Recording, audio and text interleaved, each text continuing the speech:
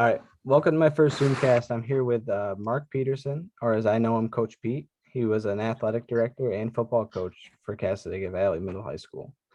So, Coach Pete, do you want to just tell us a little about yourself and your career?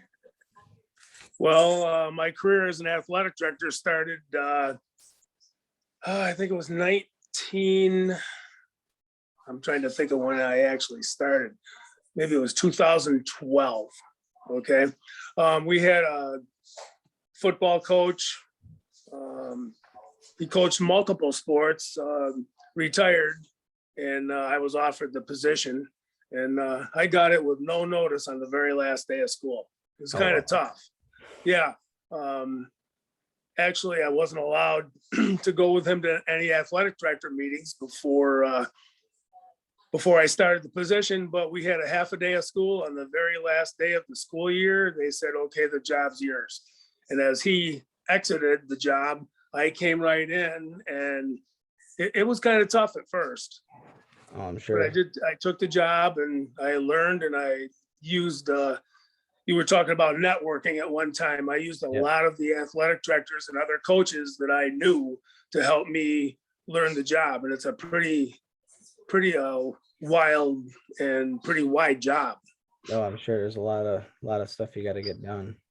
Oh, absolutely. And I came in and really didn't know what was going on. I was basically given 2 file cabinets full of everything you can imagine, from schedules to rosters to everything. And I had to figure it all out basically on my own and using my telephone. And you really didn't have much training going in. You were just kind of thrown in there. No, I was thrown in there. And the good thing was I already had quite a few years of coaching experience. So I knew a lot about, divisions, and I knew a lot about the officials part of it. And before I took the job. Right. All right. So I know the 80s are known for having 50 to 60 hours a week. Do you feel like that had an effect on you? Yeah, that made the job tough. There was many times, you go to school at 7 o'clock in the morning, and I was always on the arbiter checking schedules. Yeah. And sometimes you'd get get home at 9:30, 10 o'clock at night. So it made it a long day, especially when I was coaching football, because sometimes, we'd have to go out and scout. Right. And a lot of times, at Cassadaga Valley, we played Saturday games. And there was a lot of times where we'd get done with a game at Cassadaga at 4:30 in the afternoon. We'd go grab a bite to eat real quick, and we'd head off to Salamanca or head off to Olean or somewhere where they played Saturday games. So it made it even a longer day. Right. And it's basically also 6 days a week, sometimes even 7. I got a few calls on Sundays to take care of some athletic director, some scheduling and some things that weren't scheduled that I didn't know about. And all of a sudden I'm getting calls on Sundays to take care of it. So you're pretty much on the clock most of the week. Oh, you know what? 24/7. And basically when the school year ends in June, you're not done. Right. You have all the inventory to take care of, all the budgeting, all the ordering. So it's quite a job. All right. So how did you draw people in the sporting events at Cassadaga? Sometimes crowds were good, sometimes they weren't. The success of your teams is really what drew people into it, if that makes sense. Like for years, we were very successful. When I was a girls varsity basketball coach, we had a nice 10-year run, and we put a lot of people into the gym. But it was because of success. Right. I'd feel like that'd have a big impact on the people that go up. Yeah. Another thing, we took away from charging people to get in. That helped draw crowds.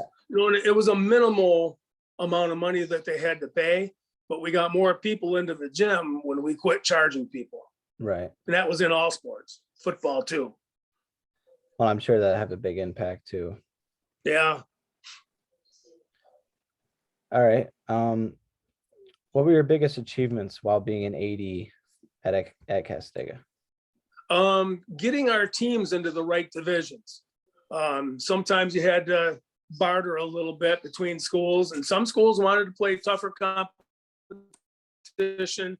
Some schools wanted to play less competition, and it's all about where you feel that your teams can compete at. And I thought I did a pretty good job doing that, and so that we had teams that could compete. And and it wasn't about wins and losses. It was about not getting drilled by some schools, Right. and so we got into the right competition. Another thing, I was a part of the very first merger with Faulkner and Cassadaga Valley, and that was a long process too, and it was a hard sell, and but it worked out good, and I'm very proud of the fact that we got to get our mergers going with Faulkner. Now we have a football merger, and it's Faulkner, Cassadaga Valley, and Maple Grove. That's nuts. And it is. But you know what? It worked out real well. The kids got along very good. And that's just the first merger in 14-15 was between me and Coach Nelson at Faulkner. He was the AD at Faulkner. And I'm sure you know him very well. Yeah. And we were always good friends anyway, but it made the merger easier. And that's one thing I'm very proud of, was the merger, and the fact that we didn't have to cancel any sports. And it just worked out good for both school districts. Well, that's just kind of surprising, because you would think it would be the opposite, because combining two schools, especially with Cassadaga and Faulkner kind of being rivalries for the longest time. Being close, yeah. Yeah. It just, I don't know. I'm surprised it went as well as you're saying it did.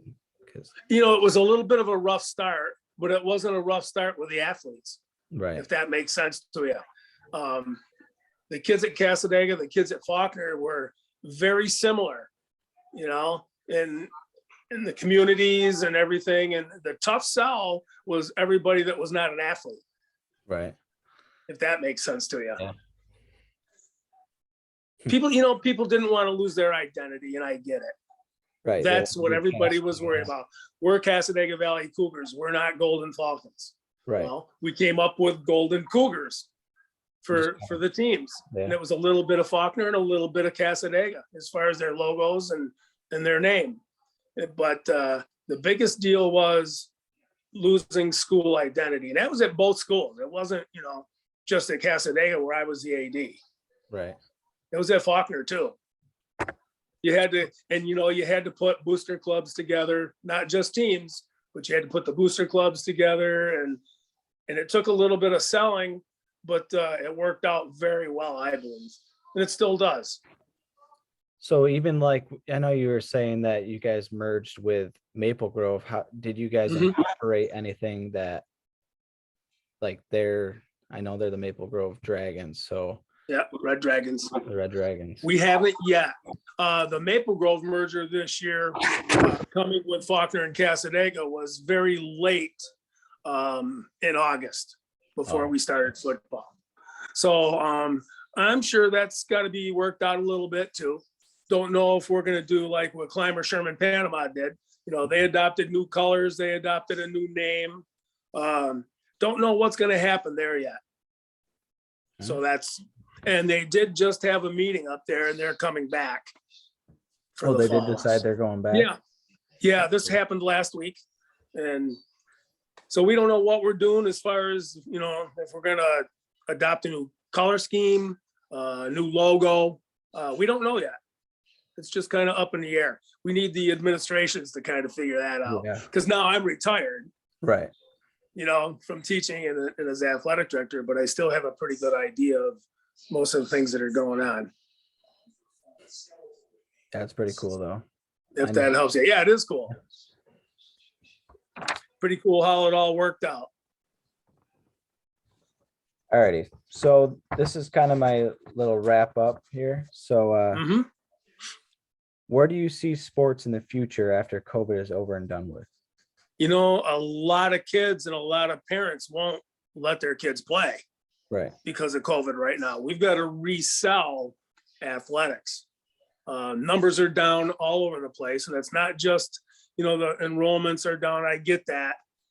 But it's a lot of people are staying away because of COVID right now.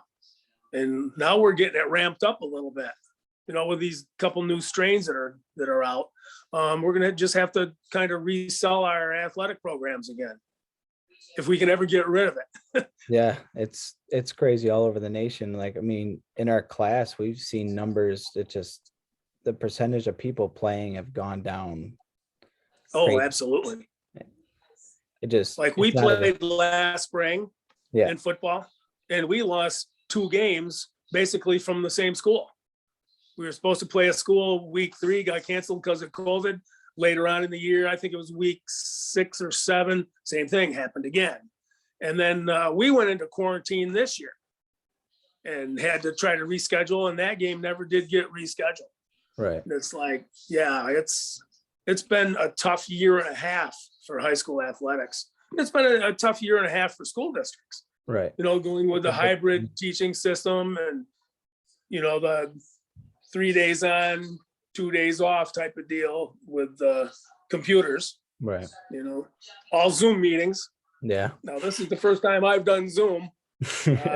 We did a team meeting during the school year, and it was the week that we went into quarantine when we didn't have any kids. Right, so we had like a practice meeting at school. But that wasn't Zoom, that was something else. But this is kind of unique right now. Right. Yeah, this is a big thing right now, especially for everybody. Yep. All right. Well, I think that wraps everything up. I appreciate you coming on with us, Coach Pete. Yeah, anytime. Appreciate it. You have a good one. Okay, buddy. Talk to you soon. Talk to you soon.